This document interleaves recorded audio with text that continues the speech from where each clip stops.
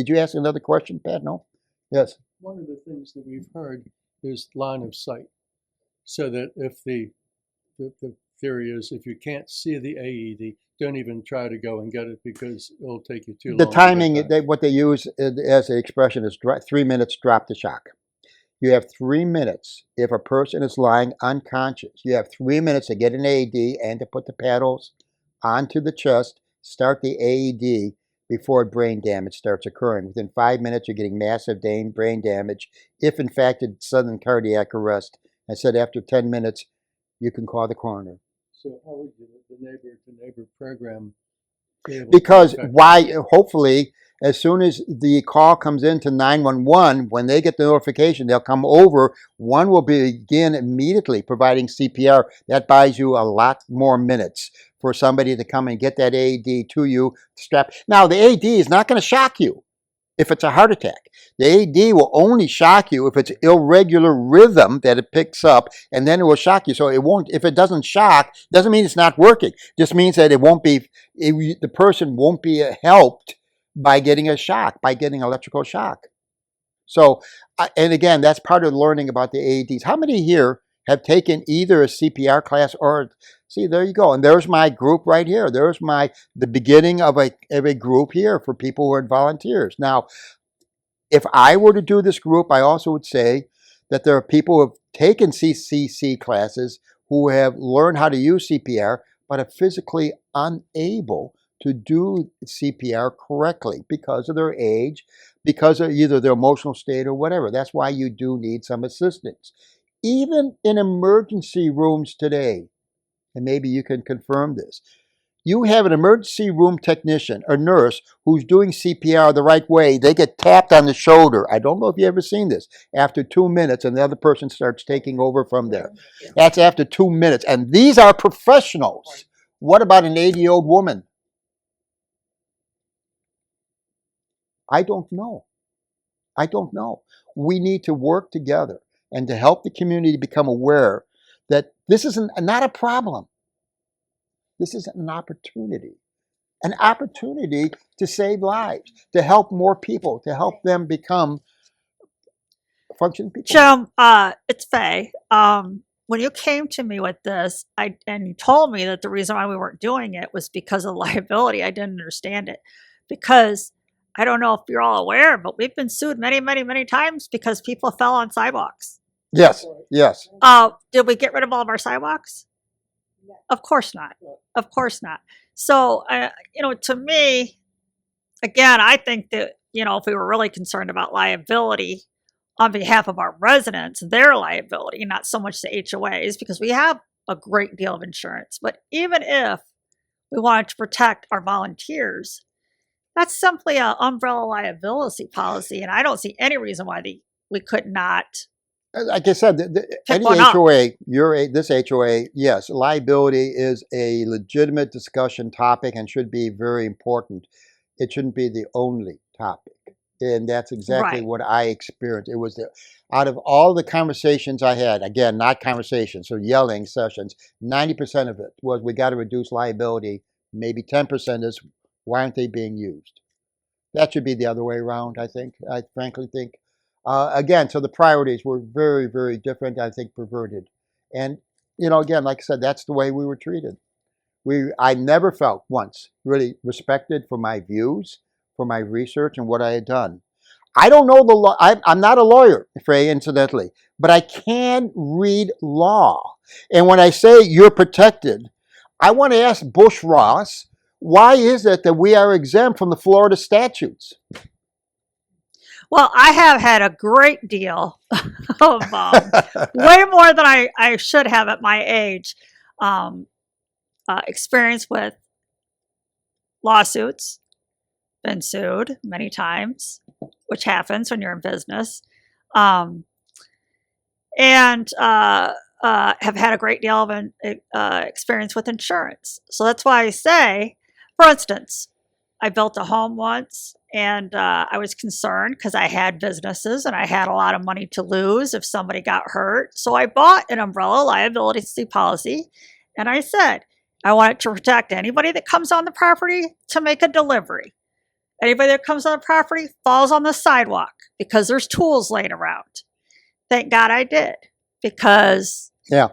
a person who had a long history of drug abuse decided he was going to climb up on the roof when nobody was there and happened to fall off and break his leg.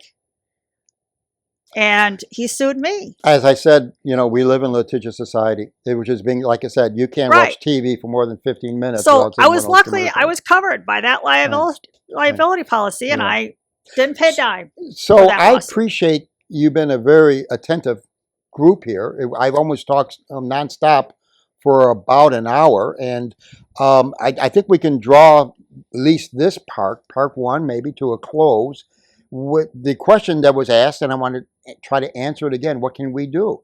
Right now, let's just keep informing this community. We have a tremendous opportunity here to save lives. I got statistics. I got cold, hard facts that if we were to do this right, we would significantly improve the survival rates of those who suffer a cardiac event. Who suffers a cardiac event? I got 30 pages here of not all of them are Solivita, but I got 30 pages here of ambulance calls in just a 6-month period. 4 pages, incidentally, and I can show you this. 4 pages of falls. 4 pages. And here are the streets: Casa Vida, Harbor Ridge, Lago Pass, Vineyard, Villa Park, San Rafael, Village, Da Vinci Court, Grand Canal. Does that sound familiar to anybody here? I did exclude the pregnancy calls, though. I did exclude that. So if any of you are going to ask me that question, yes, pregnancy and birth, childbirth, I did exclude that for here. So it'll be It's nice that we can laugh and have a joke. But I want to draw this to a close, and let's hopefully. There's one more. Oh yes, 2 more. Okay, so I live 50 or 60 feet from one of these things, so I'm probably one of the people you're looking for. But my question is, my husband has a mechanical valve. Mechanical valve in his heart. Okay. So how would we, A, would this work on that? And B, how would we know if someone else might have one? Because I know my neighbor has one. Have an AED? No, has a mechanical valve. You're asking actually a medical question, which I'm not feeling qualified. I know, but I mean, would we hurt them if we did that? You will not hurt them, I don't think. But again, you're asking a medical question, which I'm not eminently qualified to answer. Mhm. So I would reserve that to somebody who knows much more about the AEDs. We can get that answer. Yeah. I can give you that answer. Yeah, my I can't husband do it has a right now, medical- but I can give you that answer. He has a medical alert, and trust me, they show up in less Yeah, than 5 yeah, minutes 'cause right, they right. And do- also the pacemaker, because I'm sure many people here have a pacemaker. We can get an answer, but you won't get it from me. I don't know that right now. Yes, right. Yeah. And incidentally, we've had the representative from Phillips come here twice and talk about the AEDs. We can even have somebody that come out again. We're one of the better customers. So when we asked them to come out, they were happy to come out. We can even have one for the entire community. Jim, before you were talking about someone going for an AED with a wheelchair. Now, is there a designated distance from the curb to where the AED is? I think it's supposed to be 3 feet. That's an awful lot for somebody in a wheelchair. Impossible? Let's use the word impossible. Yes. With the grass being 3 inches tall, with the curbs the way they are. Plus, they got to get up. I'm and then using go I'm over. using the word impossible, and I'm going to defend the use of that word impossible. It's ridiculous. Right. It's impossible. It should be right next to the curb. Why don't you just? Well, it should be. It should be. Except then you got a landscape problem. You may have a landscape problem with Jupiter or something like that. They don't count. spent the $40,000 to move them down? They have they're spending it. We have no idea how much they spent. I have no idea how much it's been spent. Yeah, most of them are around 3 feet. 3 feet. Yeah, from the curb. at least that's what I their requirement when I was in charge was 3 feet from the curb. And not only that, when we first took over the transition, there were some of them that were hidden.